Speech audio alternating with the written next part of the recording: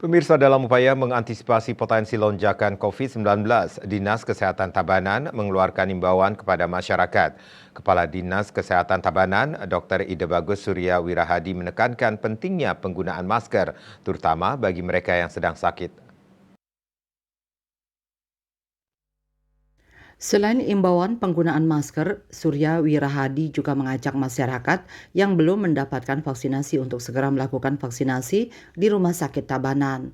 Meskipun Dinkes Provinsi Bali melaporkan adanya 60-an kasus positif baru, Surya Wirahadi menyatakan bahwa hingga saat ini belum ada kasus positif COVID-19 di Kabupaten Tabanan.